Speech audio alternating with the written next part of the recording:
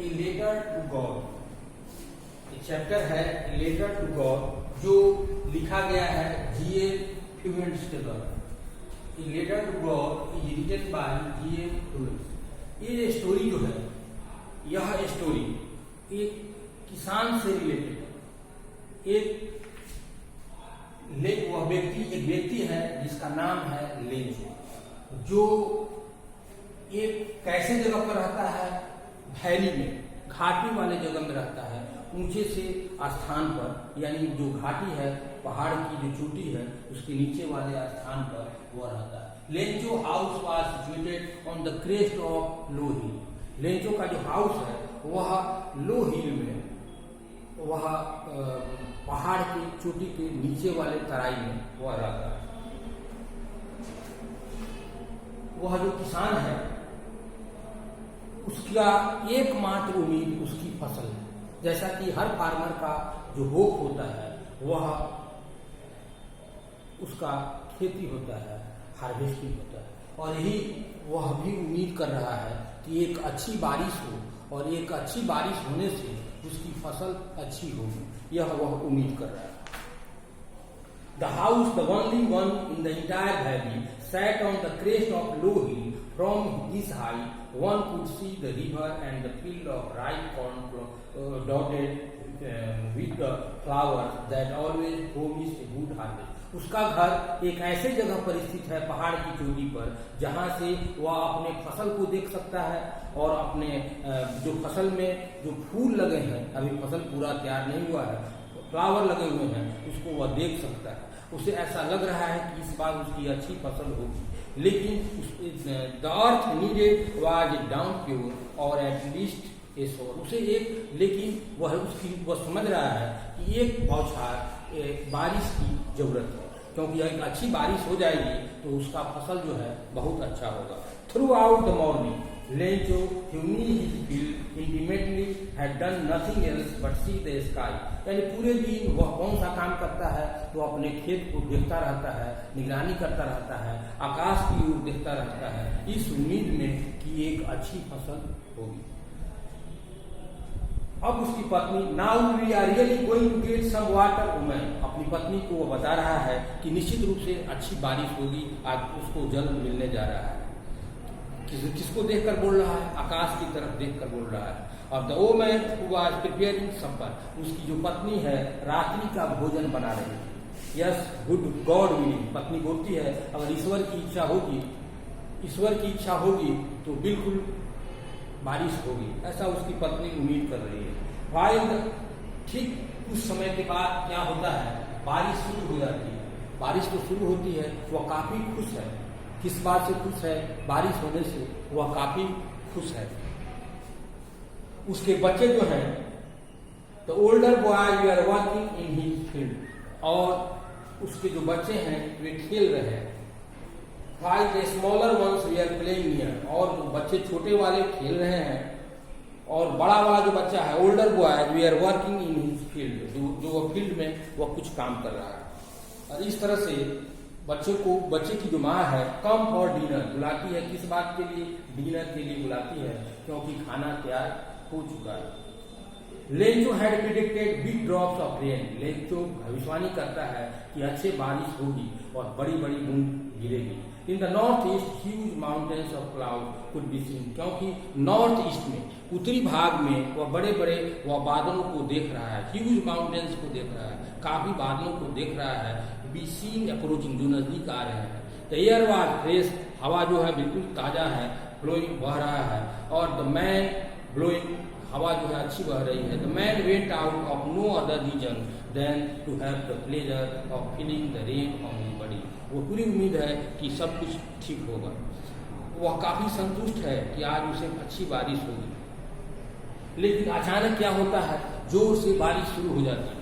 क्या होता है, जोर से बारिश शुरू हो जाती है, और ये बारिश जो होता है उसको वह उसके वर्षा की बूंदों को सिल्वर कॉइन के रूप में समझ रहा है, यानी उजले उजले बारिश हो रही है, बहुत अच्छा है। लेकिन अचानक क्या होता है,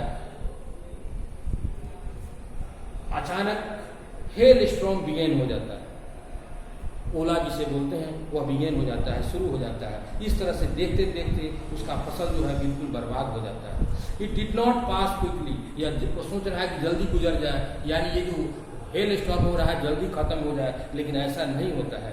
धीरे धीरे उसके सारे फसल क्या हो जाते हैं, बर्बाद हो जाते हैं। Not a leaf remain on the tree, एक भी पत्तियां नहीं बचती है।